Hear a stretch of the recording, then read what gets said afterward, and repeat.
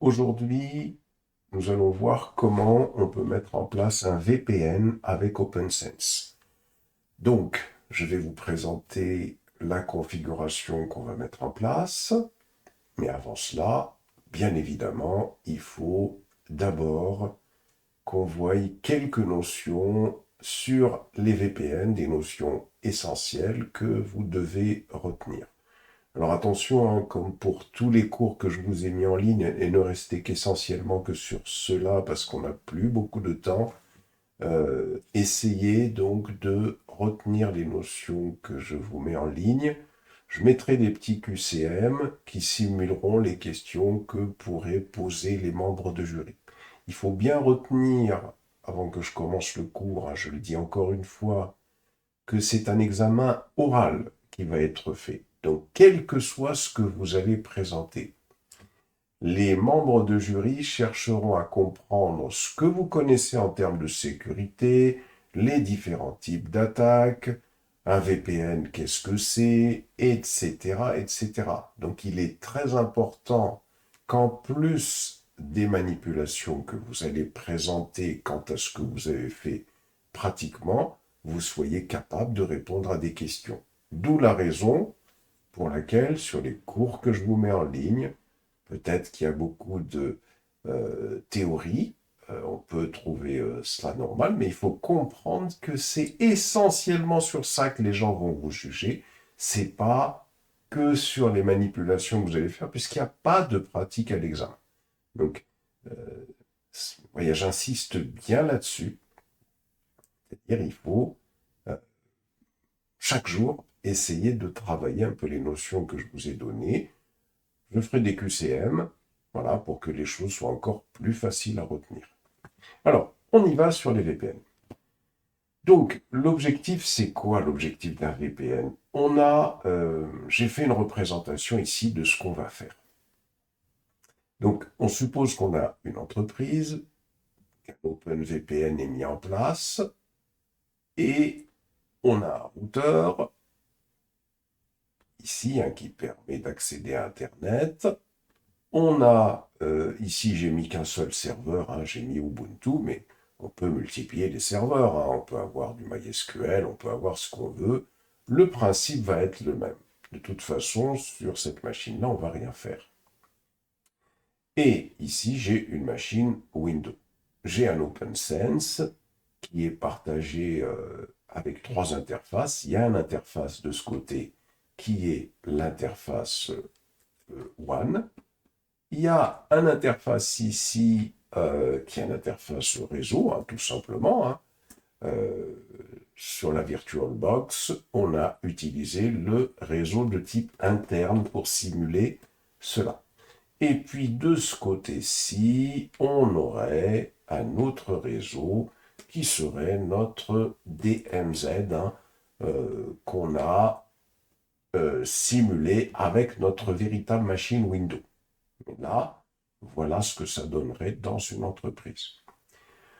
On a Internet, et puis là, tiens, j'ai un poste de travail distant et un utilisateur qui est un employé de l'entreprise. Hein, et puis cet employé de l'entreprise, il souhaite accéder à distance sur ce serveur Ubuntu qui peut être absolument n'importe quel service, hein, qu'on peut imaginer, auquel on donnerait un droit d'accès à un utilisateur.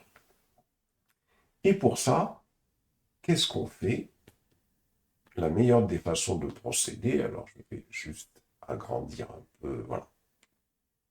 Ici, j'ai rassemblé déjà quelques notions essentielles à retenir. Hein. On met en place un VPN. Un VPN permet d'établir une session sécurisée entre deux réseaux distants. Une machine et un réseau ou entre deux machines. C'est-à-dire que l'idée du VPN, soit on met un VPN parce qu'on a des utilisateurs nomades comme ici, et ces utilisateurs nomades, ils souhaitent accéder à ce serveur, à des ressources du réseau de manière sécurisée. Donc l'idée, c'est quoi? L'idée, c'est tout simplement de chiffrer la communication, c'est-à-dire que ici, hein, la communication va être chiffrée.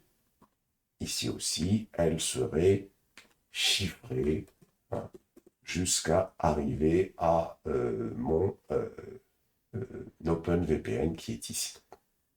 Pourquoi elle serait chiffrée? Bah, tout simplement, hein, pour des mesures de sécurité, hein. On n'oublie pas que l'objectif de la sécurité informatique, c'est la confidentialité des messages. C'est-à-dire qu'il ne faut pas que quelqu'un, un pirate sur Internet, puisse récupérer ce message et le lire, donc il faut qu'il soit chiffré. Deuxièmement, c'est également l'intégrité des messages. Il ne faudrait pas qu'un pirate récupère les messages qui circulent entre un utilisateur distant et une machine distante, et puis le modifie. Et puis on a le troisième point qui est la disponibilité, bien évidemment, hein, du système. Et tout cela, je vous ai fait un cours concernant la disponibilité. On utilise des choses comme la haute redondance et on met en place des firewalls, comme ici, pour interdire les attaques de déni de service. La disponibilité, c'est cela. Donc, ici, il y a ce type de VPN dont on va parler, et puis il y a un autre type de VPN, c'est des VPN site à site, c'est-à-dire que on peut avoir une autre entreprise qui a des serveurs, et puis de ce site vers un autre site, hein, voilà, pour essayer de représenter un peu la chose ici, voilà, c'est pas comme ça. C'est-à-dire qu'on a un autre type de VPN, c'est des VPN de site à site, hein, c'est-à-dire que l'idée, c'est la suivante. Ici, j'aurai une autre entreprise. Je vais peut-être la faire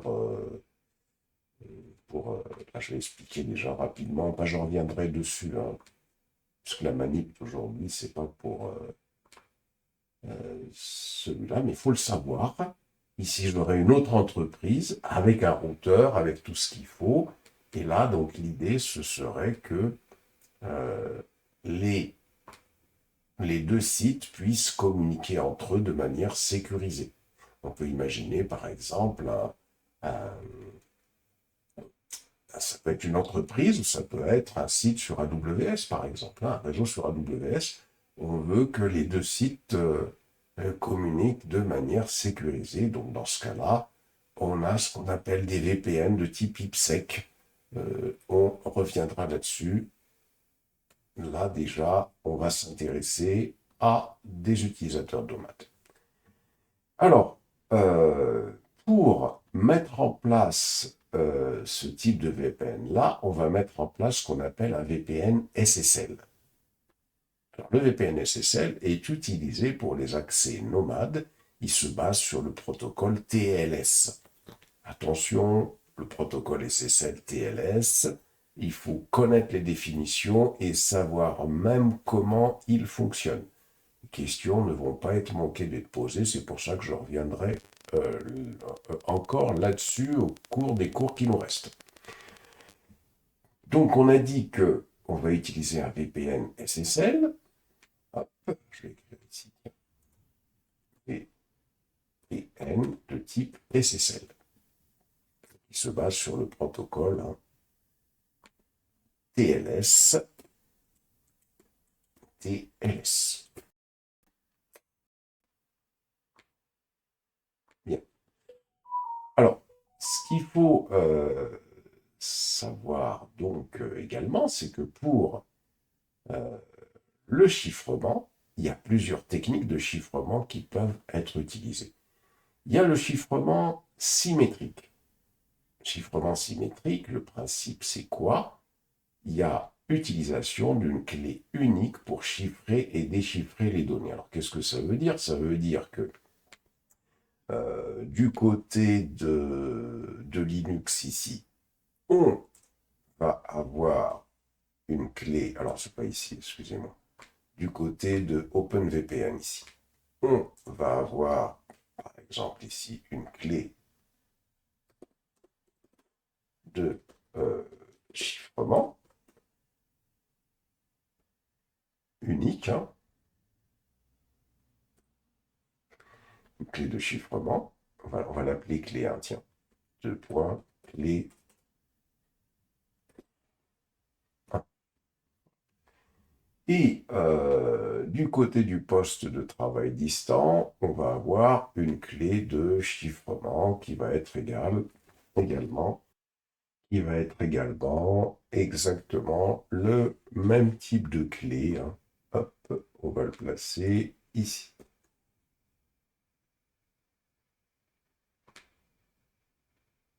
Voilà. Donc là, ça c'est le chiffrement symétrique. Ça veut dire qu'on a le même type de clé. Une clé, c'est une donnée alphanumérique, hein, qui va permettre de chiffrer et de déchiffrer le message. Alors, le principe, c'est l'utilisation d'une clé unique pour chiffrer et déchiffrer les données. On a maintenant ce qu'on appelle le chiffrement asymétrique. Dans le cas du chiffrement asymétrique, ici, par exemple, on va avoir notre OpenVPN qui va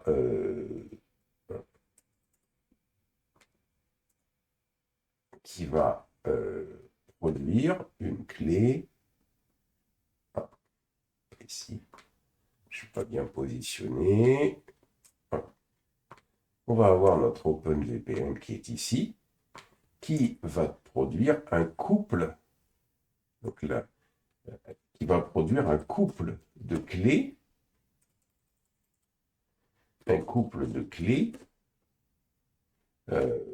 donc publiques et privées.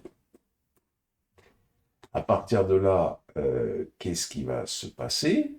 Donc, notre serveur OpenVPN va proposer la clé ici. Hein, il va proposer la clé publique de OpenVPN.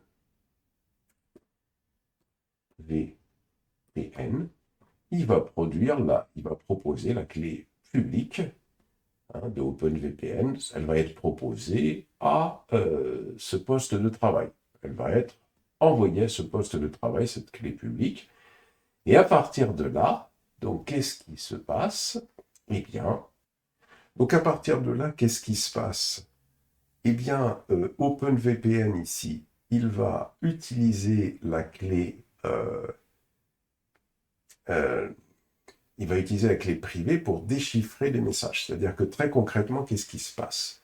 OpenVPN, dans le cas du chiffrement asymétrique, il a publié ce couple de clés publiques-privées. Et donc, ici, on a cet utilisateur qui, lui, eh bien, il a cette clé publique de OpenVPN. Donc, qu'est-ce qu'il va faire cet utilisateur? Quand il veut envoyer un message à notre serveur Ubuntu qui est ici. Donc, qu'est-ce qu'il va faire? Il va utiliser la clé publique qui est ici pour chiffrer le message. Il chiffre le message avec cette clé publique de OpenVPN et il l'envoie. Pour déchiffrer ce message, qu'est-ce que va faire OpenVPN? OpenVPN va tout simplement utiliser sa clé privée pour déchiffrer le message. Voilà très concrètement comment se passent les techniques de chiffrement. Donc on a soit utilisation du chiffrement symétrique, avec des clés qui sont identiques de chaque côté pour chiffrer et déchiffrer le message, soit on a l'utilisation du chiffrement asymétrique, c'est utilisation d'une paire de clés privées et clés publiques pour le chiffrement et le déchiffrement. La clé publique sert à chiffrer, la clé privée sert à déchiffrer. Quels sont les algorithmes de chiffrement principaux qui existent? Parce que là, effectivement, on parle du principe, mais maintenant, il faut que des algorithmes soient utilisés. Alors là, je vous en cite quelques-uns qu'il faut retenir, hein, parce que les questions du genre C'est quoi le chiffrement symétrique? C'est quoi le chiffrement asymétrique? C'est quoi un VPN? Un VPN SSL, dans quel cas vous l'utilisez? Quels sont les types de chiffrement que vous connaissez pour le chiffrement symétrique et le chiffrement asymétrique? Pas la peine d'en retenir beaucoup, mais c'est important à retenir. Ici, donc, on a pour le chiffrement symétrique, on a le chiffrement AES, Advanced Encryption Standard. La longueur de la clé, elle a un minimum recommandé de 256 bits, pour qu'elle soit difficile à trouver. Pour le chiffrement asymétrique, on a le chiffrement RSA, Reversed Shamir Adleman, longueur de la clé minimum recommandé de 2048 bits. Sa particularité, c'est que les clés doivent correspondre à des nombres premiers.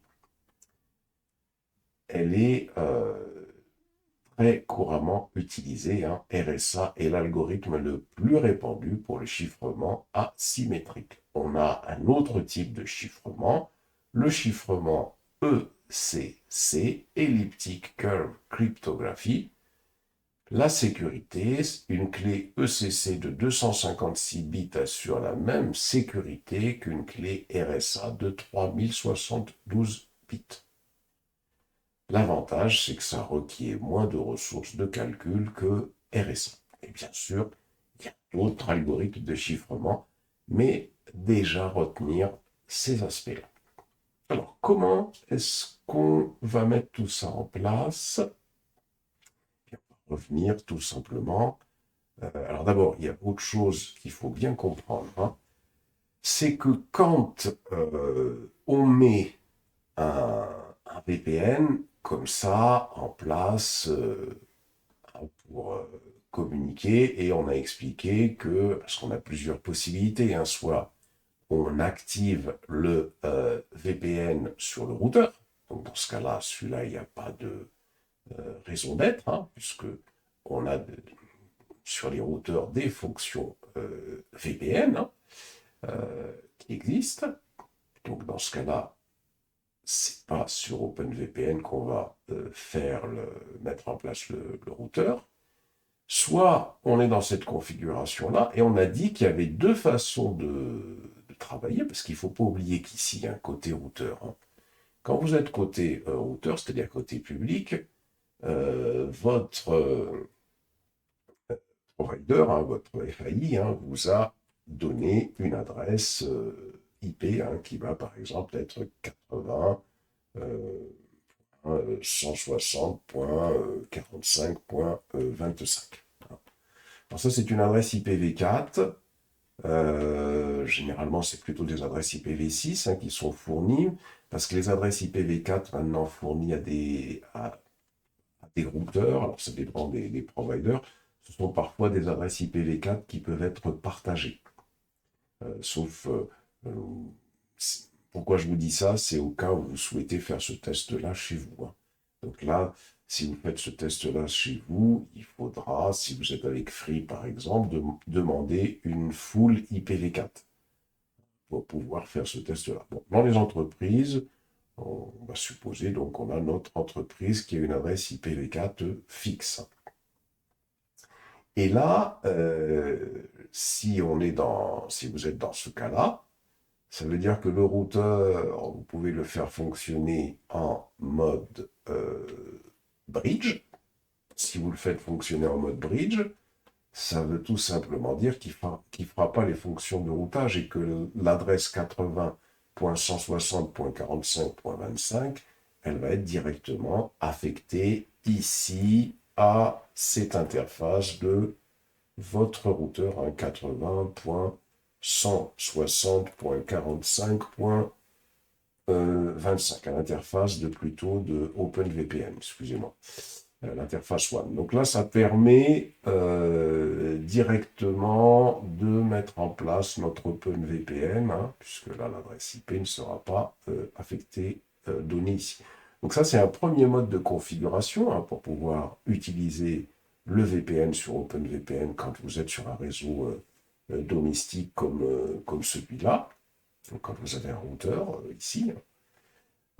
Si maintenant vous voulez rester en mode routeur, dans ce cas-là, ce qu'il faut faire, hein, si par exemple, pour tester véritablement, dans ce cas-là, ça veut dire que ici, je vais avoir une adresse du genre 190, 100, bien ici, une adresse, je peux avoir une adresse du genre 192.168.1.1.103 par exemple.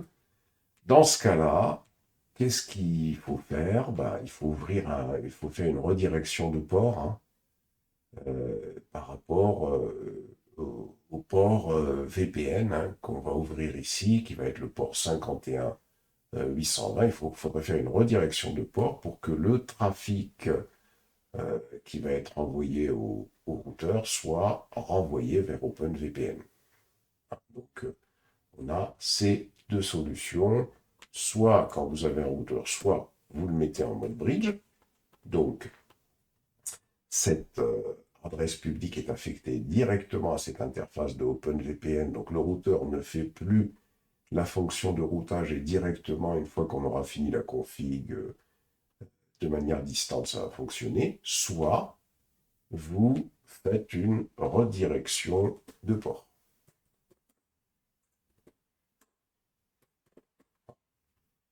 Redirection de port, c'est-à-dire que vous redirigez le port, ici pour le OpenVPN, on va choisir le port 51820.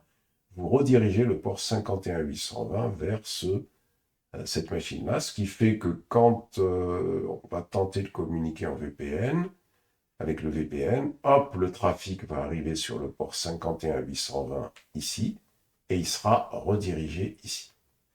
Alors, très concrètement, hein, si vous êtes sur une Freebox, par exemple, comment ça se passe? Je vais aller faire 192.168.1.254, ça c'est l'adresse de ma Freebox. Voilà, je vais mettre le mot de passe, hein.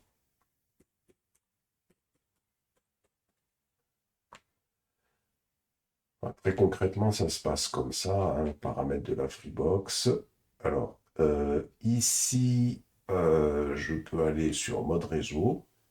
Donc, soit j'active le mode bridge, ça veut dire que je serai dans le cas que je vous ai présenté, où cette adresse IP publique va être affectée ici. À partir de là, bah, on va pouvoir mettre notre VPN en place, ça va fonctionner. Soit vous avez ce qu'on appelle la redirection de port. La redirection de port qui va venir ici au niveau de gestion des ports. Ici, on ajoute une redirection. Et puis là, on donne l'IP de destination 192.168.1.103 par exemple. On donne ici, ça c'est l'IP source, hein. Donc ça peut être les IP distantes, hein, on va mettre toutes par exemple. Le protocole à rediriger, hein, qui va être le protocole UDP. Et là, on indique, hein, le port qu'on veut rediriger, un 58 000, 51 820 par exemple. Voilà. Et puis, on valide. Alors bien sûr, hein, ça dépend de ce que votre routeur accepte en termes de port. Ici, je vois que le 51 820 n'est pas accepté. Il me donne, il me dit le début de plage à rediriger. Donc apparemment, c'est sous les 49 000. Hein. Voilà. Donc, pas de problème, hein, il suffira tout simplement de configurer son OpenVPN pour accepter le trafic sur le port 49 000. Voilà. Donc voilà pour la redirection de port et pour les autres types de machines. Hein, si vous avez envie de faire un test réel comme ça, il suffit tout simplement d'aller rechercher comment on fait une redirection de port ou comment on configure notre machine en mode bridge. Donc, voilà pour la présentation générale de ce que nous allons faire. Et donc maintenant, on va commencer notre configuration pratique. Alors, quelle config on va faire? Alors, sur OpenVPN, pour le lien WAN, on va lui donner l'adresse 192.168.1.103. Ici, sur la première vidéo, on avait donné 192.168.2.2. Hein, ça, c'était pour le OpenVPN. Et de ce côté-ci, on lui avait donné 192.168.2.3 pour la machine Ubuntu. Là, on va rester comme ça. Ici,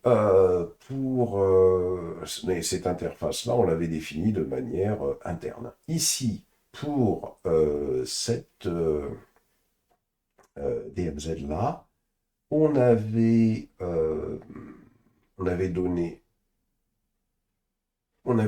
donc on était en réseau privé haute, on avait donné à notre interface l'adresse 192.168.123.3, ça c'était pour OpenVPN, et pour Windows ici, bon, là c'était attribué de manière dynamique, hein, s'en fout un peu ici. Pour notre machine Windows, notre machine haute, hein, je ne parle pas de la machine Windows qu'on a installée. Hein. Alors je vais la rajouter quand même, machine Windows qu'on a installée, pour qu'on parte bien de la config qu'on avait faite, hein, pour que tout le monde me suive. Voilà, hop, je fais ça, et hop, et hop. Et à cette machine Windows, on lui avait donné l'adresse 192.168.2.4. Voilà. Maintenant, comment nous allons procéder pour tester tout ça? Pour tester tout ça, bon, on ne va pas s'amuser à travailler sur notre routeur, hein, c'est pas comme ça qu'on fait généralement. On va simuler une connexion distante. On va faire en sorte que ce soit cette machine Windows, hein, qui soit la machine distante. Alors avant de modifier ce schéma, je vais d'abord exporter ce schéma. Alors je vais d'abord, pardon, je vais d'abord exporter ce schéma. Je vais l'appeler VPN SSL. Voilà. Donc, très concrètement, nous, comment on va tester notre VPN? On est sur notre machine Windows, ici. Ce poste de travail distant, je vais le tester, je vais le simuler avec ce Windows. C'est-à-dire que ce Windows-là, qu'est-ce qu'on va faire? On va faire que ce Windows-là soit en mode bridge, comme ça. Comme ça simulera un poste distant. Comme ça. L'idée, c'est de simuler ce poste-là. On va lui donner, par exemple, l'adresse ici, 192.168.1.105, par exemple. Voilà. Et là, l'idée, c'est que on va, cette connexion VPN, alors, au lieu que celui-là soit sur Internet, hein, c'est juste une redirection de port, une configuration du routeur. Une fois que ça marche ici, il faudrait juste configurer notre routeur.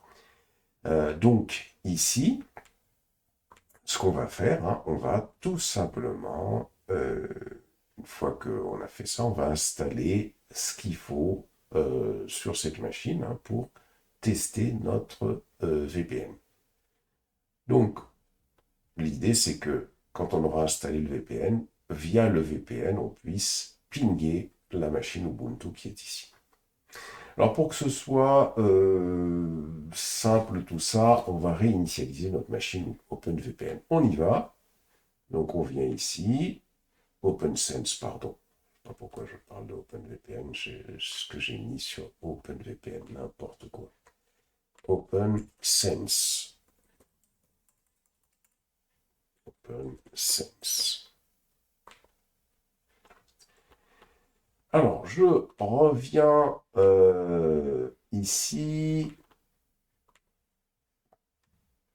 Voilà. Et ici, je démarre le OpenSense. Je le démarre.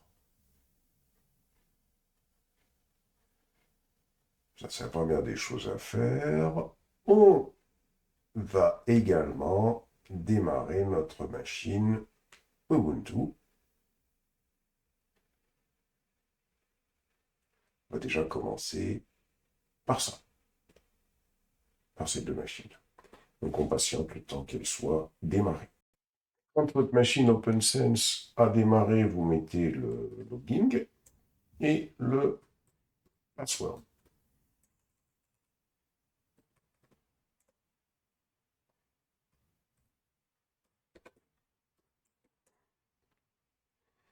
Et là, on va tout simplement tout réinitialiser.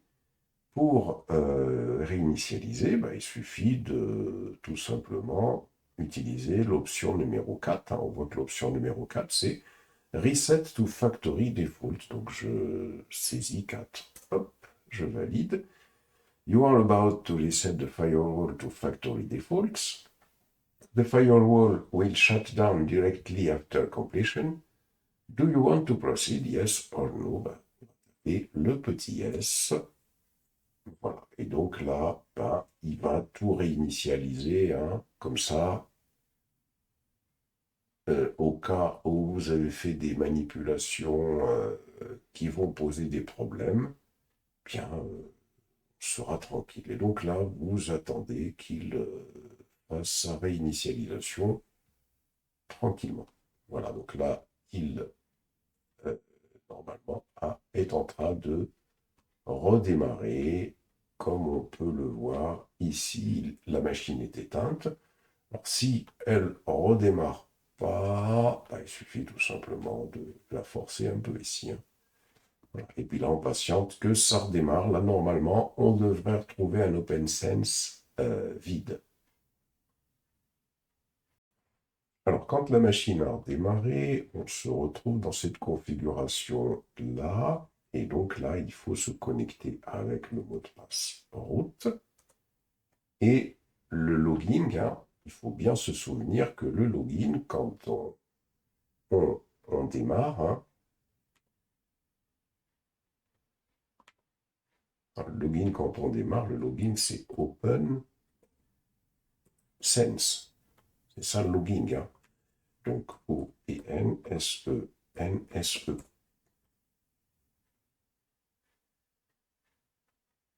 Voilà.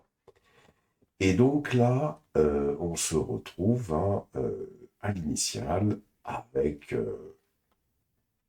on n'oublie pas, hein, c'est-à-dire que on a plusieurs interfaces ici. Alors, pour les repérer, les interfaces, c'est tout simple, hein. Il suffit de venir ici sur OpenSense. L'interface 1, c'est l'interface EM0. Cette interface 1, c'est l'interface par pont. Donc cette interface par pont, ici, il est là. Donc ça, c'est le EM0. Vous voyez, il faut repérer vos interfaces. M0. Ensuite, si vous regardez bien ici, vous avez l'interface 2. Il est en réseau interne. Donc c'est le EM1 celui-là. Vous voyez, il faut y aller comme ça. Le EM1, ça va être celui-là.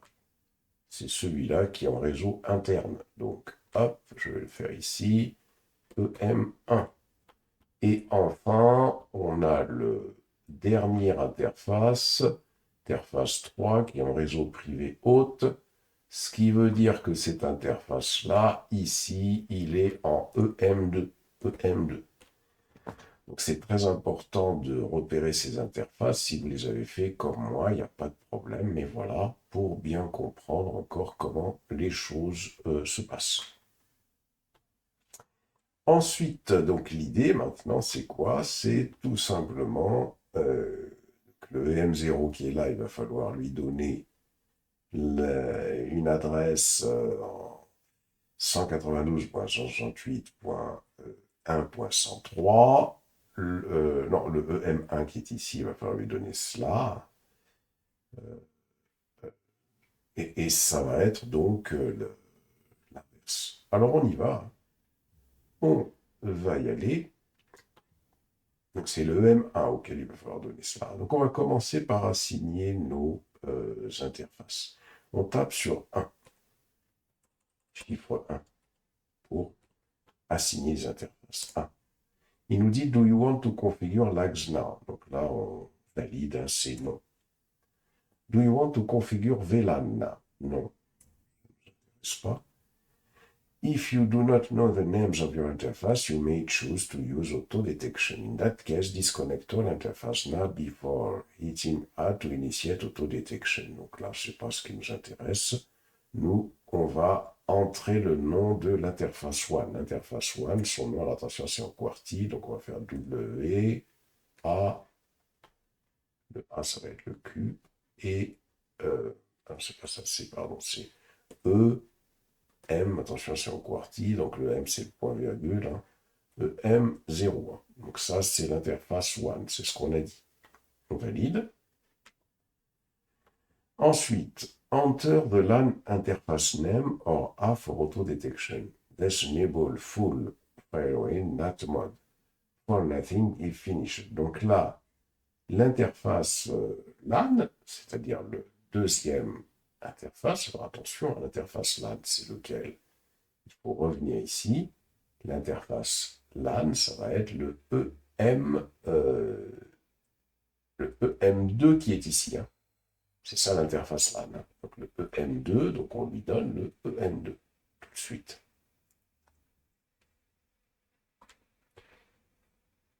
EM2. Voilà. Enter the optional interface 1 name or A for auto detection. Donc là maintenant, on va lui donner le troisième interface. C'est celui-là, c'est le... alors là, je me suis trompé.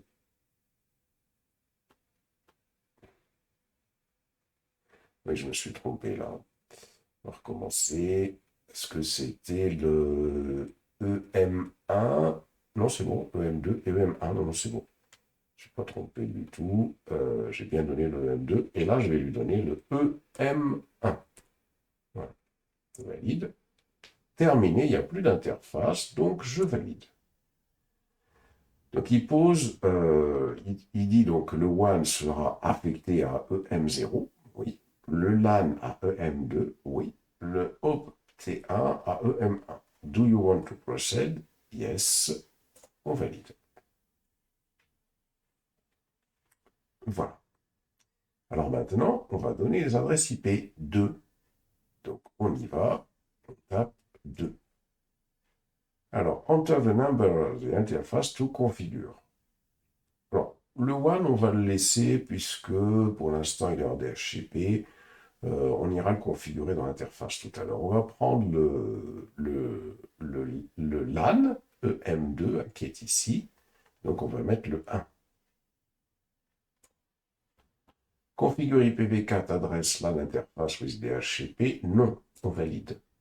Enter the new LAN DHCP 192.168.123.3. Alors attention, hein, ça, c'est en fonction de ce que vous avez fait ici. Moi, je suis en train de configurer l'interface 3. C'est ce qu'on a dit, hein, qui est en réseau privé haute et qui est en adaptateur 9. Donc là, moi, dans ma VirtualBox, l'adaptateur 9, si vous allez sur Network Manager, l'adaptateur 9, il est en 123. 192.128.123.1. C'est pour ça que j'utilise 123. Hein, qu'on soit bien d'accord. 123.3, on valide. Enter the new LAN IPv4 subnet bit count. Donc là, c'est 24, hein, tout simplement, puisque c'est sur... ensuite, for one, enter the new LAN IPv4 upstream gateway. For the LAN, press enter for LAN. Donc là, il n'y en a pas de upstream gateway. On valide. Alors, est-ce qu'on veut mettre une adresse IPv4? Non. IPv6, pardon. Est-ce qu'on veut faire la même chose avec le LAN ici? Non, IPv6, ah non, là je me suis trompé. Donc on va faire Enter. You want to enable the DHCP server on LAN, non. Do you want to change the WebGI protocol to HTTPS to HTTP? Oui, parce qu'on n'a pas mis la sécurité en place. Donc, on répond yes, hein, comme quoi on veut configurer le HTTPS en HTTP. Restore WebGuy Access Default. On va faire yes. Voilà. Donc là, on a notre LAN EM2 qui est en 192.168.123.3. Le WAN, lui, il a pris l'adresse IP comme ça, DHCP, et le OT1, il n'a pas d'adresse IP. Et donc là, maintenant, on lance notre navigateur, on fait plus, et on va se connecter à l'interface du OpenSense. Donc 192.168.123.3 via notre LAN. Voilà.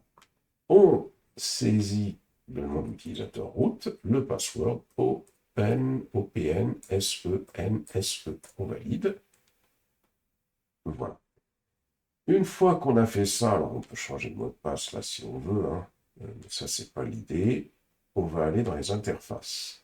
L'interface LAN, lui, l'adresse 123.3 lui a été affectée. L'interface OPT1. L'interface OPT1, si on revient ici, c'est celui-là. Donc il faut lui donner le 2.2. Donc on va lui donner le OPT1. On va venir ici. On va descendre plus bas ici. Et ici, on va... on s'est passé. Voilà, donc Nebo, là, on l'active. Voilà, IPv4 configuration type, statique IPv4. On descend plus bas et on lui donne l'IPv4 adresse 192.168.2.2/24. On fait un save et on applique le changement. Si je reviens sur l'interface OpenSense, ici, je ne le vois pas encore. Hein. Il suffit de faire tout simplement un reload all service. Par exemple, ici, hein, je peux faire un 11. Il suffit de taper 11, hein, qui va recharger tous les services pour que je puisse...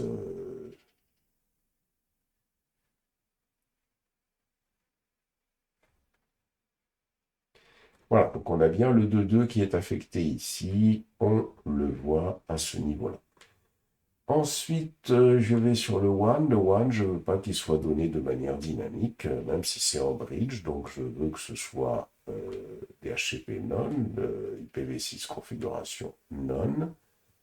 Et ici, je vais lui donner... alors, ici, non, IPv4 configuration type, statique IPv4 par contre. Hein. Donc là, je descends et je lui donne 192.168.1.103 et je fais en sorte que ce soit un masque de 24. Je sauvegarde et j'applique le changement.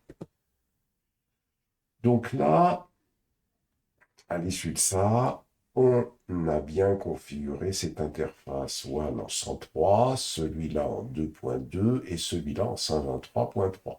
Et bien sûr, hein, je peux aller rafraîchir hein, les choses ici. Hein. Il suffit de faire un reload all service. Hein. Je fais un 11. Voilà, il faudrait se déconnecter et se reconnecter tout simplement. Bien. Donc, une fois que j'ai fait ça, je peux tester à partir de ma machine. Hein. À partir de ma machine, je peux tester que je pingue bien le 192.168.1.103. Alors, je ne le pingue pas encore parce que je n'ai pas ouvert le pare-feu. Ah, donc, c'est pour ça, parce que là j'ai 103, mais c'est sur un firewall, donc Le ISMP n'est pas ouvert, donc là, ça n'a pas d'importance pour l'instant, puisque nous, ce qu'on veut faire, c'est configurer le VPN. Pour configurer le VPN, qu'est-ce qu'on va faire? On va aller dans VPN. Dans VPN, on a plusieurs types de possibilités, hein. OpenVPN, WireGuard, IPsec. Ce qui nous intéresse, nous, c'est, on va utiliser par exemple WireGuard. Pour pouvoir configurer notre VPN, on va aller déjà sur Instance. Ici, dans Instance, on va cliquer sur Plus. On va donner une instance, alors on va l'appeler, tiens, WireGuard, tout simplement. Allez, WireGuard. La clé publique, la clé privée, ce qui va servir à la communication avec nos clients, hein, c'est ce qu'on a vu dans le schéma, ici. OpenSense, hein, qui va, WireGuard, qui est un plugin de OpenSense qui va générer le couple de clés publiques-privées. C'est ce qui se passe ici. Donc il l'a généré. Le port d'écoute, ça va être le 51820, le port sur lequel on va écouter. Et il va y avoir une sorte de tunnel VPN qu'on va mettre en place. Ce tunnel VPN qu'on va mettre en place, on va le définir maintenant. Il va y avoir une adresse IP, bien évidemment, qui va être affectée à une interface virtuelle ici sur OpenSense pour que la communication sur le tunnel puisse se faire. Et pour ça, à ce niveau-là, on définit une adresse de tunnel 10. Alors, avant de définir quoi que ce soit, vous vous rendez d'abord sur votre machine réelle et vous tentez de pinguer le 10.0.0.1. Voilà. Pourquoi c'est important de faire cela? Parce que si vous avez un réseau déjà avec l'adresse IP que je vais utiliser pour le VPN qui est existante, ça pose un problème. Voire un problème. Donc ça, c'est important d'épurer ça déjà. Au cas où vous vous retrouvez avec une adresse en 10.0.0.1, très probablement que dans votre VirtualBox, vous voyez, il faudra rechercher ici, parmi les réseaux existants, celui qui serait en 10.0. quelque chose. Et donc là, il faudrait le supprimer. Alors faites très attention à ça, sinon vous allez avoir des problèmes. Donc ici, nous, ce qu'on va choisir de faire, c'est un tunnel VPN en 10.0.0.1/24. C'est-à-dire que ce tunnel VPN, c'est lui qui va ouvrir une sorte de réseau virtuel, en fin de compte, hein, en quelque sorte. Hein. Une sorte de réseau virtuel, c'est-à-dire qu'ici, on aura une adresse qui devra être affectée en 10.0.0 également, et puis là, on aura notre machine OpenSense qui aura une interface virtuelle avec cette adresse IP-là. Alors, une fois qu'on a fait cela, ce qu'on va faire, on clique sur Save. On sauvegarde. Une fois qu'on a sauvegardé, quel est notre problème maintenant? Notre problème, c'est de pouvoir créer cette interface virtuelle. Alors pour ça, d'abord, avant de créer l'interface virtuelle, il faut activer WireGuard. Donc je coche cette case et je fais Apply. Et je vais aller créer cette interface virtuelle. Je viens sur Interface et ici, je clique sur Assignment. Assignment, on a un device, donc ici WireGuard, un WG0. On va lui mettre, par exemple, ici VPN. On clique sur Add pour pouvoir le rajouter, cette interface. On va aller cliquer sur VPN et bien sûr, il faut l'activer. Une fois qu'on l'a activé, on va cocher également Prevent Interface Removal hein, pour pouvoir faire en sorte qu'il ne soit pas détruit. supprimer. Et je clique sur Save et je clique sur Apply Change. Donc, si je vais maintenant sur ma machine ici et que je fais un Reload All Service, je fais un 11,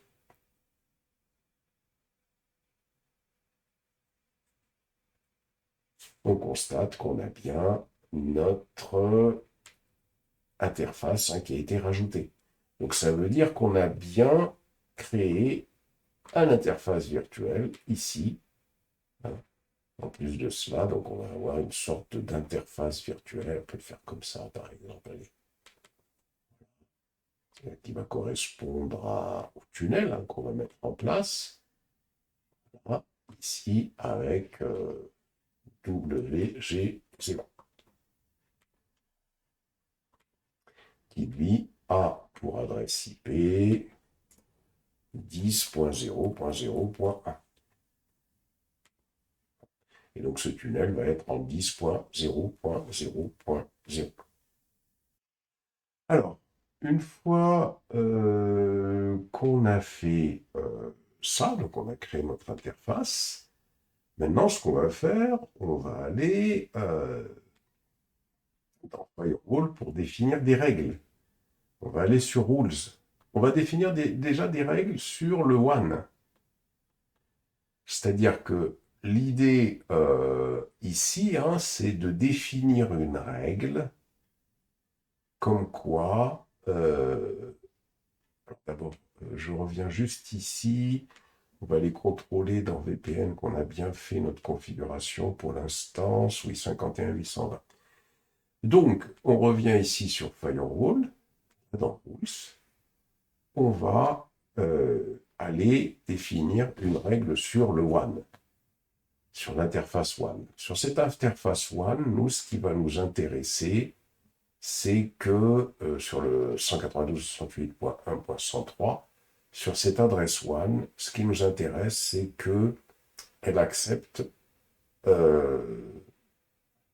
le fait qu'en entrée, il puisse y avoir tous les protocoles qui puissent voyager sur cette interface WANDA, qui puisse en entrée être accepté. Donc on va aller ici, on va aller sur plus à ce niveau-là. Voilà.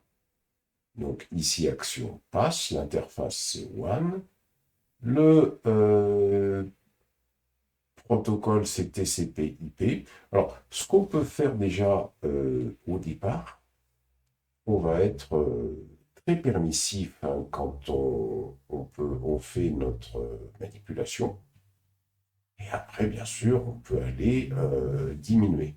Donc là, sur cette interface WAN, on va accepter absolument tous les protocoles à destination du WAN adresse, à destination de l'adresse WAN. On va l'accepter et à destination également alors ici, oui c'est ça, donc on va laisser comme ça, voilà, on va laisser comme ça, et ici on va mettre on va laisser pour l'instant tous les ports, on va être permissif pour l'instant, puisque on a choisi tous les protocoles. Donc on va faire une sauvegarde, voilà, parce que l'objectif c'est déjà de pouvoir tester que ça fonctionne. Donc là on a le protocole IPv4, source port n'importe lequel, ou un adresse n'importe lequel, et là on va faire Apply Change. Voilà. Une fois qu'on a fait ça, donc, ici, dans un premier temps, là, on a ouvert absolument tous les ports sur cette adresse-là. Ici. Et ici, on va faire la même chose. Alors après, bien sûr, on reviendra là-dessus pour être moins permissif, mais déjà, l'objectif, c'est de tester que ça fonctionne bien. Ensuite, une fois qu'on a fait ça, on va faire la même chose sur le port WireGuard Alors, que je ne vois pas ici par contre. Pourquoi je ne vois pas? Rules. WireGuard Group. À l'interface. Ah, c'est VPN, je l'ai appelé VPN. Donc, on va sur Firewall, on va sur Rules, et voici notre nouveau un port qu'on a créé, hein, c'est le port VPN. Et donc, VPN, c'est tout simplement ici, hein, c'est cette liaison hein, là qu'on a créée ici, hein, qui s'appelle, c'est pas WG0, c'est la liaison VPN. Donc la liaison VPN, je vais l'appeler comme ça sera plus clair. Et donc cette liaison VPN, donc même chose, hein, on va faire un plus, et là, on va faire exactement la même chose, on va ouvrir absolument tous les ports hein, sur cette interface. On fait un save, on est très permissif. Hein. L'idée, c'est déjà d'aller jusqu'au bout de la config. Et ensuite, on revient pour restreindre. C'est comme ça que je vous conseille de faire hein, quand vous êtes en train de configurer dans un environnement de test. Hein. Donc, là, l'idée, c'est que on a ouvert absolument tout sur cette liaison-là, hein, vers le port one, et on a ouvert également tout sur cette liaison-là.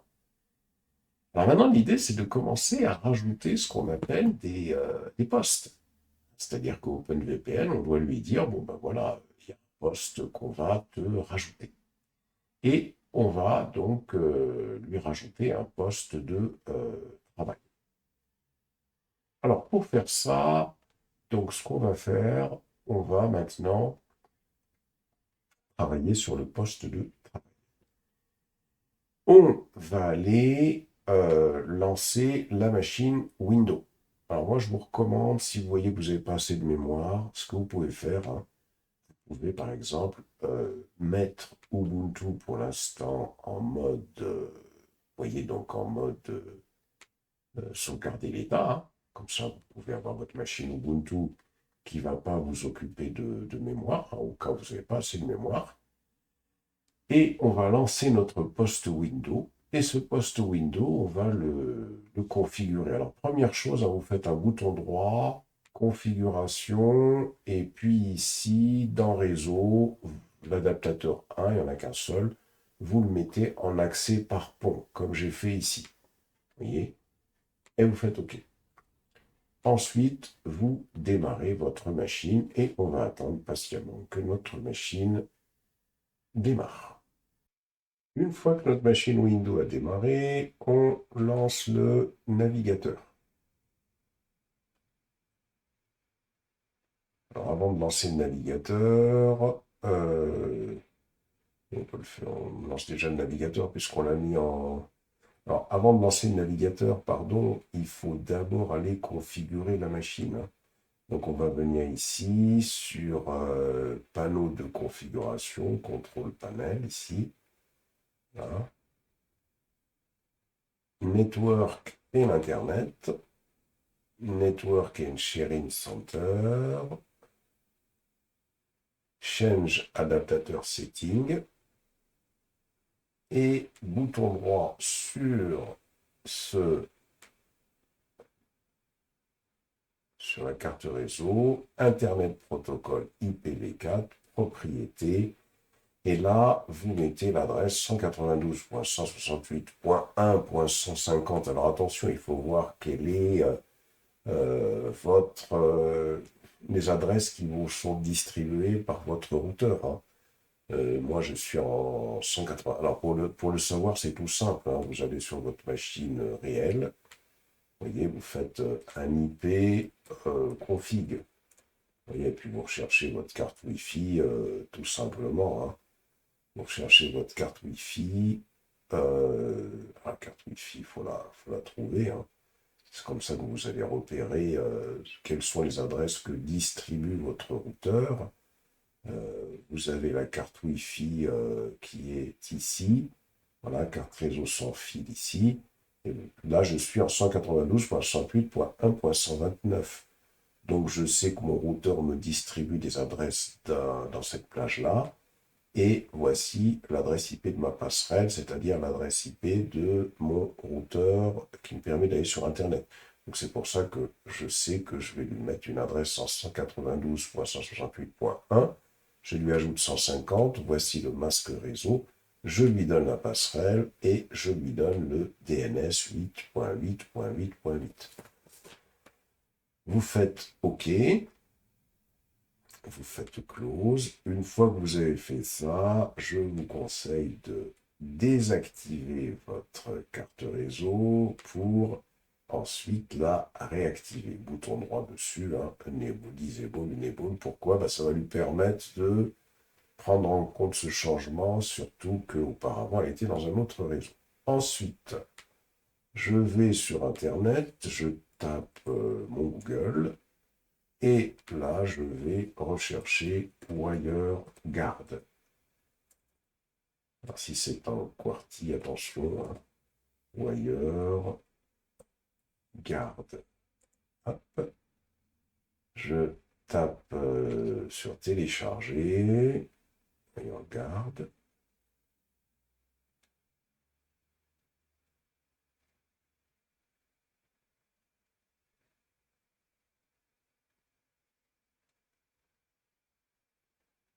Peut-être que je n'ai pas tapé le bon lien. Je vais fermer, je vais descendre un petit peu plus bas. C'était plutôt ici, hein. Hop. Voilà. Et ici, installation. Download Windows Installer.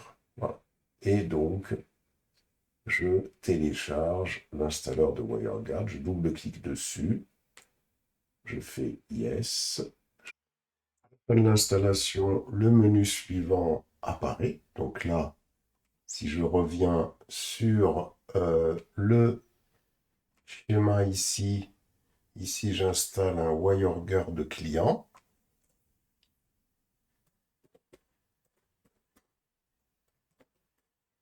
Et ici, j'ai un WireGuard serveur. Et donc, l'idée, c'est maintenant de pouvoir configurer le WireGuard client pour qu'il communique avec le WireGuard serveur, hein, pour pouvoir créer mon VPN SSL. Alors, je reviens sur la machine. Et là, je clique sur le petit symbole ici, Add Empty Tunnel. Donc, j'ajoute un tunnel, c'est-à-dire une nouvelle création, quoi, hein. Le nom du tunnel, je vais l'appeler tunnel ici. Là, il y a une clé privée. Ça, c'est intéressant. Ça veut dire, on revient ici. Ça veut dire que quand je fais cela, donc le WireGuard de client qui est ici, ce WireGuard de client-là, donc il a une clé privée. C'est ça qui est intéressant. Il a une clé privée qui est ici. Une clé privée. Il a généré une clé privée, mais il a généré également, si on revient ici, une clé publique. Il a généré également une clé publique. Donc je reviens ici, là. Je reviens sur le schéma. Il a généré également une clé publique, une clé privée, une clé publique. Ça veut dire que ce WireGuard client, il doit donner cette clé publique, il doit la donner à cet OpenSense. Pourquoi? C'est parce que ce WireGuard client, on a expliqué que cette clé publique, il va la donner à l'OpenSense. On va voir comment il fait pour la donner. Donc, on va revenir sur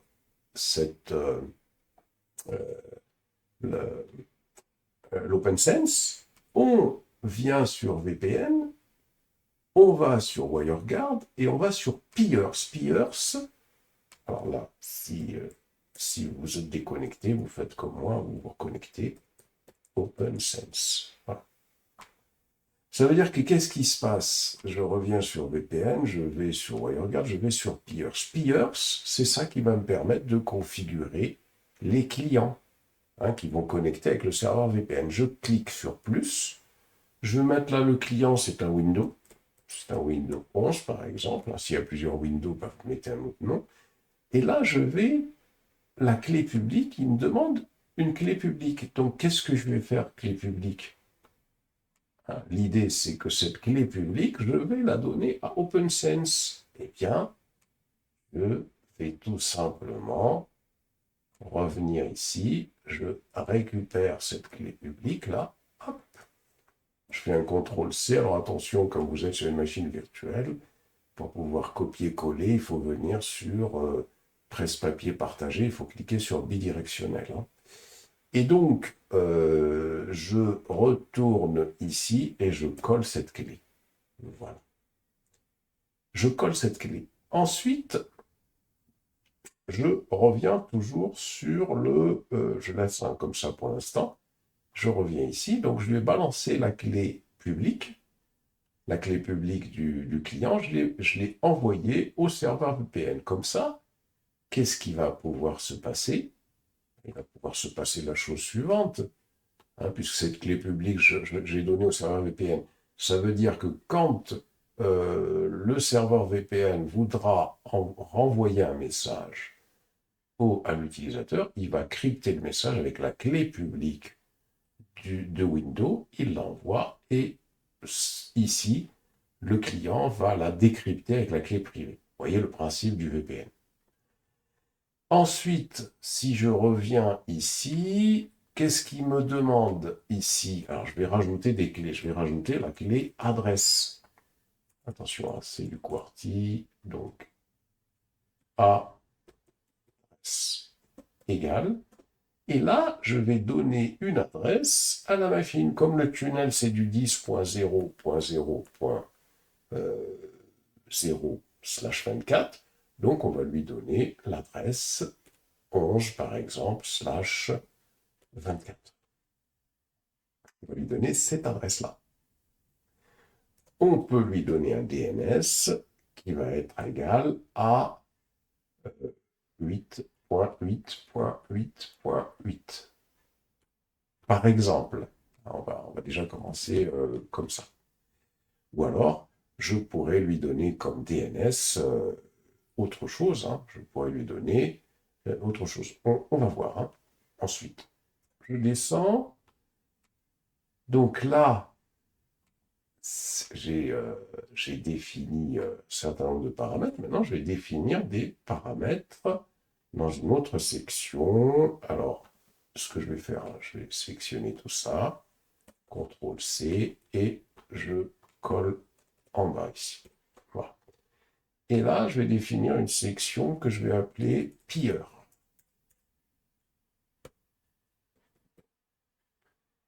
Ici, j'ai besoin de quoi? Alors ça, bien sûr, je vais effacer tout ça. J'ai besoin d'une public key égale. Il ne faut pas oublier une chose, c'est que nous, ce qu'on veut faire, on va faire la communication dans les deux sens. Donc, OpenSense, tout à l'heure, on a vu que OpenSense, il a généré un couple de clés privées publiques. Et donc, la clé publique de OpenSense, on va la donner à ce client.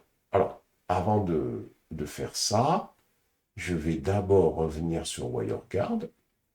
Et ici, Loud IP, quels sont les IP qui vont être autorisés? Je vais autoriser pour l'instant, je vais autoriser toutes les IP. Tiens, ça va être très large, /0. Donc, vous voyez, je vais faire quelque chose de très large. Et puis après, on verra comment on pourra configurer tout cela. Alors, la IP, ça veut dire quelles sont toutes les IP qui sont autorisées à communiquer avec le OpenVPN. Je fais quelque chose de large pour l'instant. Ici, au niveau de l'instance pour le VPN, c'est l'instance que j'ai créée tout à l'heure que j'appelle WireGuard. Je fais un save. Oui, il faut coller ici, attention. Hop, je colle, je sauvegarde. Voilà. Donc j'ai créé mon WireGuard. Et il ne faut pas oublier, j'ai créé le client qui va être habilité à communiquer avec OpenVPN. Alors pour l'instant, les allowed IP, j'ai fait euh, toutes les IP. Ensuite, ici, je reviens dans Instance, le tunnel que j'ai créé tout à l'heure, hein, si on retourne dessus, on avait généré une paire de clés privées-publiques. Ça veut dire que ici, quand on avait fait le Windows Server, on avait généré une paire de clés publiques, clés publiques, privées. Donc la clé publique d'ici, ben, il faut que je la lui donne, lui, pour que lui puisse me crypter les messages avec la clé publique, et moi je les décrypterai avec ma clé privée. Vous voyez un peu comment ça se passe dans les deux sens, hein, sur cet exemple très concret. Ici, donc, ça veut dire que je vais récupérer cette clé publique et je vais retourner là et je vais lui donner la clé publique. Ensuite, quels sont les IP qui sont autorisés à communiquer avec ce client peer allowed IP est égal. Alors, IP1, attention, c'est pas mentionné comme ça. Allowed, il faut aller voir. Hein. Ici, on a IP. Je vais sauvegarder ici déjà. Hop, et je vais revenir ici sur le peer. Et là, allowed IPS, voilà comment c'est orthographié. Donc, je vais revenir ici. Hop. Et allowed IPS. Voilà. Et la même chose, on va dire que toutes les IP sont autorisées à communiquer avec ce peer. Enfin, quel est le point de terminaison, hein, le point de terminaison du tunnel VPN, endpoint, est égal. Alors, le point de terminaison, si on revient ici, du VPN, c'est le 192.168.1.103, 2.51.820. Ça, c'est le point de terminaison du VPN. Viens ici, donc on va faire 192.168.1.103, 2.58, 51, 820. 820. 192.168, c'est bien ça, 192.168.1.103. Et j'ai bien deux points que je ne vois pas très bien. Non, c'est pas deux points là. Voilà. 2.51.820. Donc ça, c'est le point de terminaison avec lequel le VPN est habilité à communiquer. Je sauvegarde. Alors, je reviens ici sur cette interface. Donc là, on a bien tout fait. Hein. Je reviens par contre sur VPN, instance. Ici, au niveau de l'instance, je clique à ce niveau-là. Et puis là, pour le peers, hein, bien sûr, je sélectionne le Windows 11 hein, pour dire que pour l'instant, j'ai voilà, un client. Je décoche. Je clique dessus sur Enable WireGuard et je recoche pour le réactiver hein, pour que les éléments soient pris en compte. Alors, je reviens sur mon interface. Voilà. Avant de faire quoi que ce soit, je vais aller sur... je vais désactiver le pare-feu, comme ça on sera tranquille. Hein. Donc on clique sur Contrôle Panel, ici, voilà, Contrôle Panel. système et sécurité, Windows Defender Firewall et le Windows Defender Firewall, voilà, pour que on soit tranquille, hein, pour être certain que tout va fonctionner correctement. Hop. On va activer. Voilà. Patiente un petit moment. Les logs. Et on regarde hein, si est-ce que ça fonctionne ou pas. Donc là, il me dit qu'il est en train de faire son initialisation.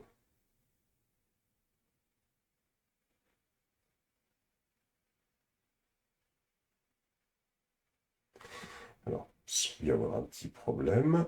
On va aller sur le terminal. Terminal de ce Windows, on fait un IP config. Ici, on voit bien que le 10.0.0.11, il a été attribué. Est-ce qu'on le ping? Alors, 10.0, est-ce qu'on ping le 1 plutôt? Non, pour l'instant, ça ne fonctionne pas. Alors, on va tenter de résoudre le problème. Bon, déjà, on va arrêter ici. On va désactiver. On va faire un ping 192.168.1.103. Alors attention, il faut désactiver le pare-feu. On va tenter de, à partir d'ici, de ce poste de travail, de pinguer l'interface qui est ici. L'idée, c'est ça. À partir de celui-là, bien sûr. Hein. On va tenter de pinguer ici pour voir si déjà ça marche ou pas. Pingo. Ça marche pas. Oui, parce que le problème qui se pose, c'est que là, j'ai créé une interface WAN. Cette interface WAN est censée ne pas accepter les communications avec des machines locales. Elle est censée n'accepter que des communications avec les machines distantes. Comme moi, je veux faire un test au niveau local, donc il va falloir que j'aille corriger ça. Je viens ici sur voilà, mon interface, je clique sur One ici, dans l'interface, et là je vais décocher bloc Private Network et bloc Bubble Network. Voilà, pour ne pas avoir ce problème-là, je fais Save, je fais Apply Change. Et ensuite, une fois que j'ai fait ça, dans VPN, je viens dans VPN, je clique sur WireGuard, je clique sur Instance, je désactive l'instance et je la réactive. Revenons ici. Alors, si je clique sur mon WireGuard client, je fais Activate. On voit déjà que ça va marcher puisqu'on voit que ici, au niveau des transferts, ça reçoit dans les deux sens. Donc là, si je fais un IP config, j'ai bien une adresse IP qui va me permettre de communiquer dans mon tunnel. Si je ping le 10.0.0.1. Voilà, donc là, je le ping bien. Donc, ça veut dire que actuellement, je parviens ici à pinguer cette interface virtuelle. Et comme j'ai mis un certain nombre de règles, je vais tenter d'accéder au 2.2. Normalement, sur le 2.3, ça devrait marcher également. Alors, je viens ici et je vais faire un ping 192.168.2.2. Ça marche. Donc, avec mon tunnel VPN, j'arrive maintenant à communiquer. Si je démarre ma machine Ubuntu, ici, je vais tenter de la démarrer.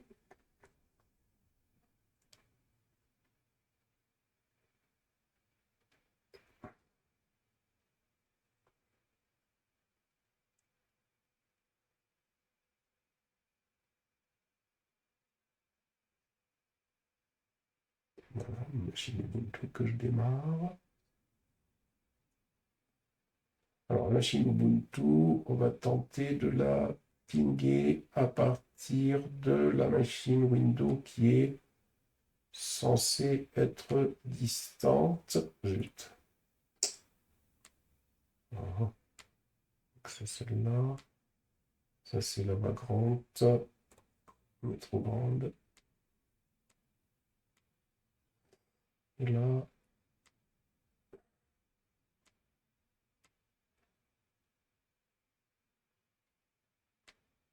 Voilà. Alors, je vais tenter de pinguer la machine Ubuntu. 192.168.2.3.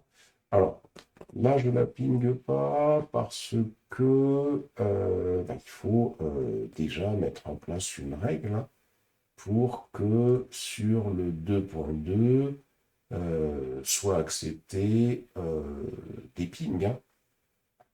Donc, il faut que je revienne ici sur le WireGuard. Ça, c'est normal.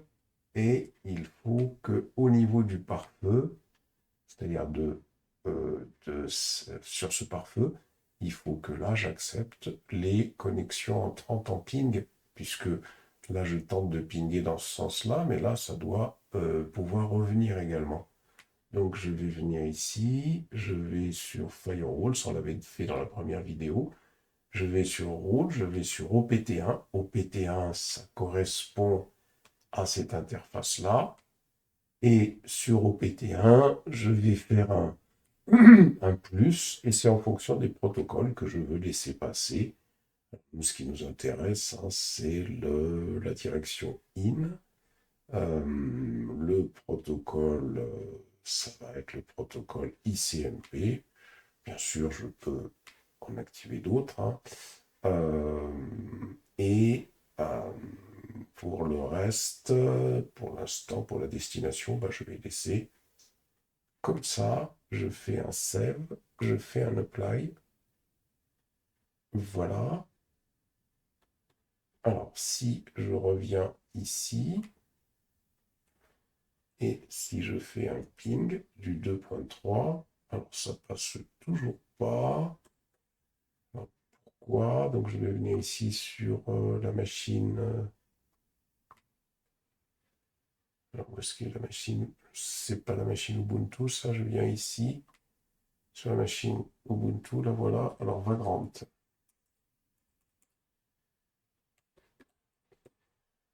Vagrant. Vagrant. Alors, IP à DDR, on s'assure déjà que, voilà.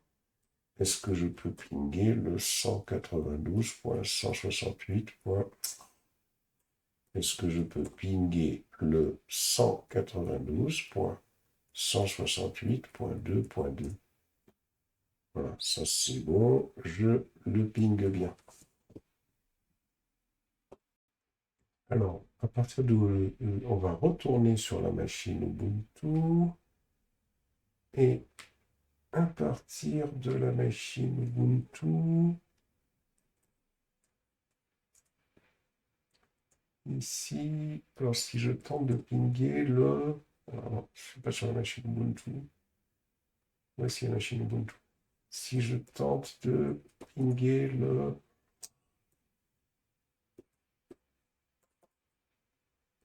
Si je tente de pinguer le 192.168. Plutôt le 10.0.0. Le 2.2 déjà. Le 192.168.2.2. Est-ce que le 2.2, ça marche? Est-ce que le 192.168. Point, point 1.103, ça marche. Ça marche pas. Est-ce que le ping 10.0.0.1, ça marche? Ça marche pas non plus.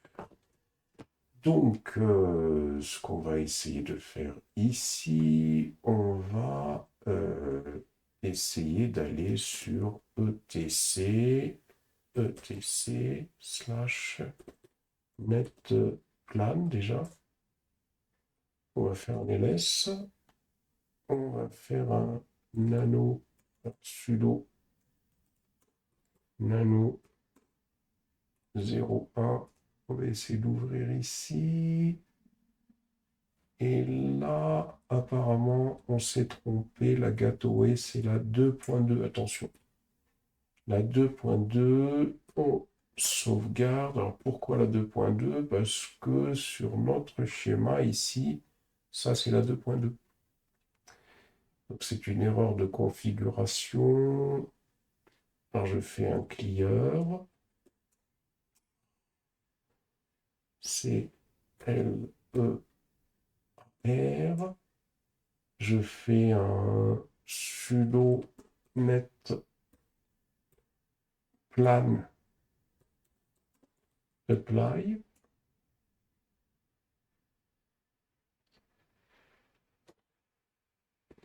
Voilà, je vais retenter le ping du 192.168.1.1.3 déjà. Ça marche. Et le 10.0.0, alors le 10.0.0.1, ça marche. Et donc, si je reviens ici sur la machine Windows pour toujours retester mon VPN, 192.168.2.3, ça marche. Voilà. Là, c'est une mauvaise configuration de notre machine Ubuntu. Donc, là, on vient de créer notre VPN et on vient de tester que ça marche bien quand pour la machine Windows. Voilà comment on crée un VPN sur OpenVPN en utilisant WireGuard. Alors, si on revient un peu sur les règles ici, on va essayer d'aller les revoir un peu ces règles. Revenons sur le revenons sur le one. Ici, on a été un peu trop permissif. Je vais aller sur Edit. Et là, si on revient ici, si on réfléchit un peu, on se dit que sur le 192.168.1.103, on veut juste qu'il y ait le protocole UDP qui passe sur le port 51.820. Donc, ça veut dire que ici, dans One, quand on fait cette règle direction in, le protocole, ça va être le protocole UDP, c'est un protocole non connecté, hein, on l'a déjà expliqué. La source, ça peut être n'importe quoi. Par contre, alors, destination, source. Alors, je descends. Alors, ça, ou à l'adresse, oui. Il y a quelque chose qui me manque. L'interface, la direction, la version, UDP, source. ENI, hein, donc on peut laisser provenant de ENI, hein, puisque ça peut provenir de n'importe où. OK. Ensuite, la destination, c'est la one adresse. Le port, par contre, Haver. Et le port, ça va être le 51.820. C'est ce qu'on veut, le 51.820. 51.820. On va descendre. On va sauvegarder. On va appliquer. On va revenir sur VPN, WireGuard, instance. Et là, on va décocher WireGuard et on va le réactiver. Donc, si je fais ça, je retourne sur la machine Windows. Alors ici, hein, ce que je vais faire, je vais quand même console, je vais désactiver puisque j'ai changé quelque chose hein, et je vais réactiver. On est sûr hein, qu'on prend bien tout en compte. Hein. Voilà. Voilà. Et là, est-ce que je ping bien le 2.3? C'est bon. Maintenant, on a encore été trop permissif sur le ici sur le VPN. Parce qu'on a tout ouvert ici, alors que nous, on ne veut pas tout ouvrir ici, puisque notre objectif, hein, c'est uniquement de pouvoir communiquer avec ce réseau-là. C'est-à-dire avec le réseau PT1. Donc c'est ce qu'il faut qu'on indique ici, Edit. Donc effectivement, direction in, protocole, on laisse tout. Par contre, la destination, c'est pas ENI. On veut pas que ce soit avec tout, on veut que ce soit avec opt1.net. C'est ce réseau-là. Et les ports, ça peut être quelconque. Alors ça dépend. Si par exemple il y avait qu'un serveur web derrière, on aurait mis que 80 éventuellement. Donc ici un opt1. Source ENI. Hein. Voilà. Là, on reprenne bien l'interface CVPN. Voilà cette interface VPN. Le protocole, on va tout laisser. Par contre, le réseau, ça serait donc avec OPT1. On sauvegarde, on applique les changements. On va retourner sur VPN. WireGuard, instance. Ici, on décoche Enable WireGuard, on le recoche. Et on revient ici. Alors, il faut d'abord recommencer ici, là, désactiver. Et on va réactiver. Voilà. Ici, on va tenter de pinguer le 10.0, le 10 déjà, .0.0.1. Ah, ça marche plus. Alors, voyons. Pourtant, ça a l'air de marcher. On voit bien que c'est bien connecté. IP config. Ping. 10.0.0.1. Non, ça ne marche plus. Et le 0.11. OK. Alors donc, en modifiant qu'une seule règle, on a un problème, donc on va aller voir et essayer de comprendre pourquoi. Alors, donc on retourne, donc nous ce qu'on a fait, on a été sur Firewall Rule, et là on a indiqué, on a modifié sur VPN, hein.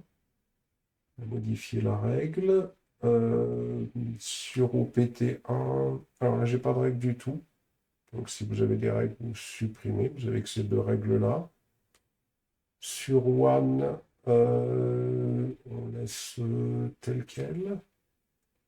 Donc, allez, on va aller sur VPN, VPN WireGuard, WireGuard instance, on va désactiver et on va recommencer. Appliquer. On va aller sur l'OpenSense ici, on va faire un exit. Et puis on va redémarrer tous les services. 11. Voilà, comme ça, on est sur du tout. On revient ici. Ça, on le désactive et on réactive.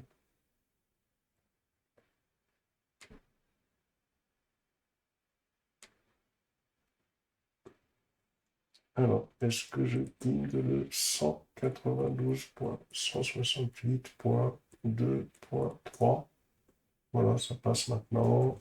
Faut attendre un peu parfois. Voilà donc comment on met en place un VPN. Alors comme exercice, déjà c'est d'essayer de bien comprendre comment on a configuré les choses, de bien prendre en main le VPN, comprendre ce que c'est qu'un VPN, et vous pouvez tenter de faire la même chose avec une machine, cette fois-ci Linux, hein, c'est-à-dire qu'il faudrait dupliquer une machine Ubuntu, ou alors dupliquer celle-là, la mettre à la place du Windows ici et tenter de vous connecter en OpenVPN. Alors, il suffit d'aller sur Internet, hein. Si une fois que vous aurez bien compris, vous recherchez WireGuard client Ubuntu par exemple 22.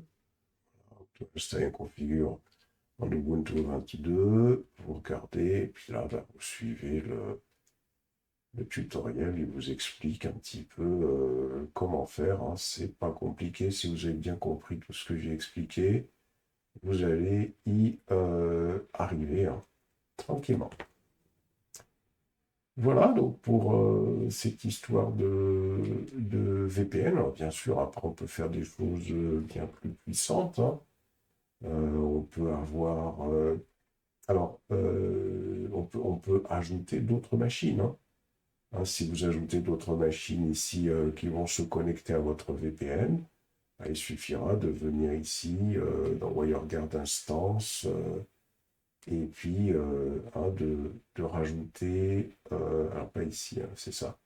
Au niveau des pilleurs, vous allez en avoir d'autres hein, que vous allez pouvoir sélectionner éventuellement donc ici.